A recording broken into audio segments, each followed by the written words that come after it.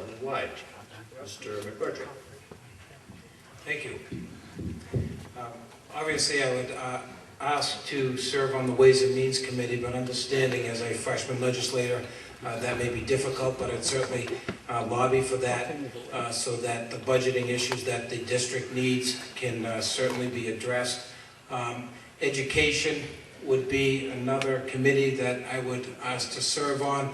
I'm a product of public education, attending Dexter Public Schools, Dedham Junior High, and graduate of Dedham High School.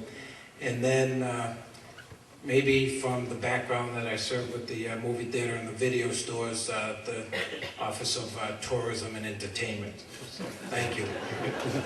Thank you. Mr. Gulliver, with the many different committees in the House, please tell me the exact name of the committee you would like to serve on and why.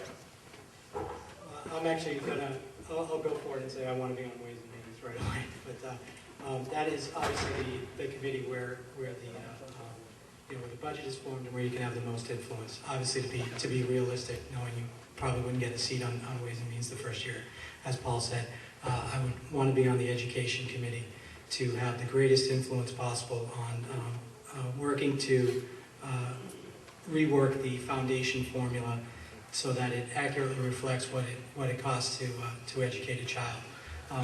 Currently in Dedham and I believe both Dedham and Westwood, both communities are spending either at or above 150% of foundation. And that doesn't mean that we love our children any more than any other communities. It means that the foundation formula is just completely out of whack.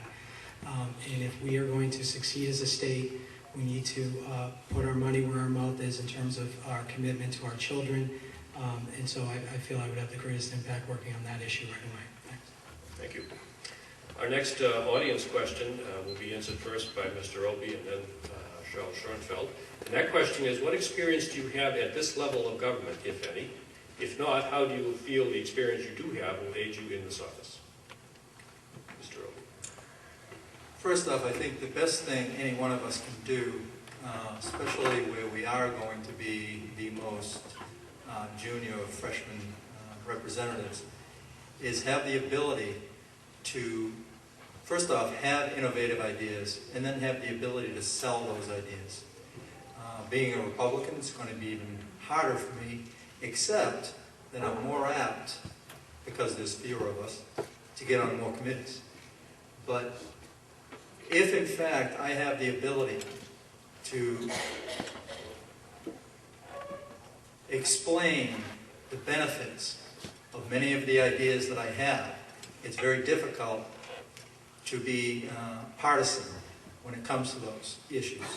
All right, one of those would be to bring more business to this state.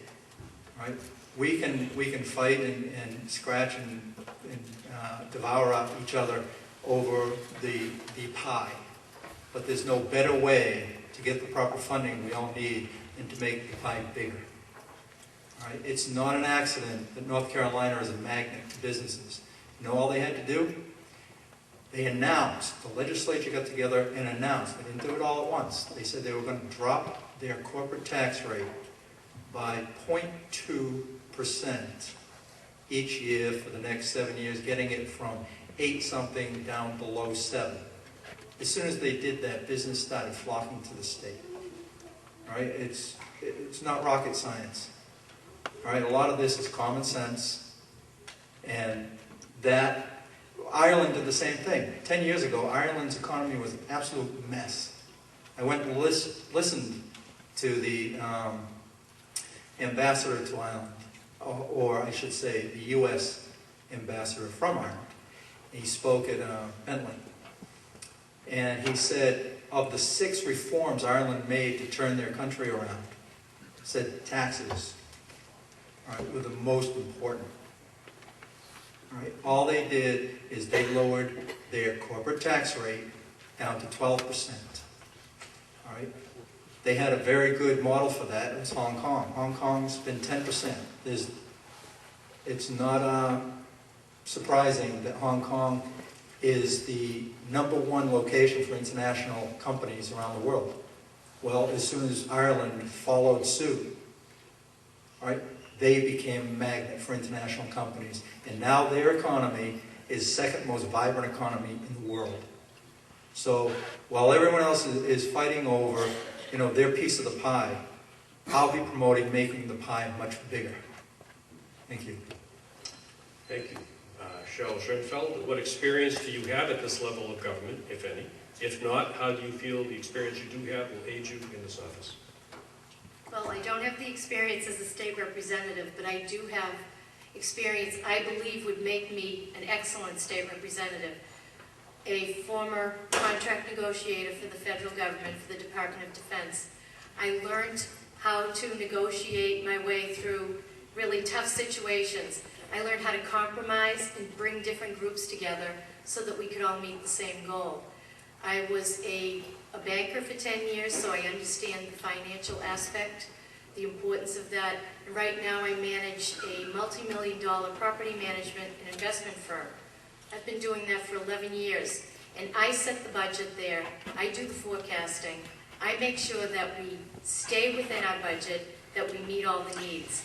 And I can't tell you how hard it's been the past few years because the business I'm in has suffered because of the real estate market.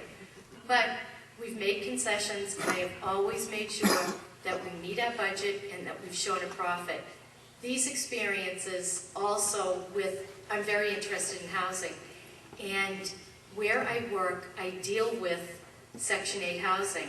We have expanded our program so that we're able to give housing and offer it to working families. And this is important today, and my experience there will carry me through the legislature. Thank you.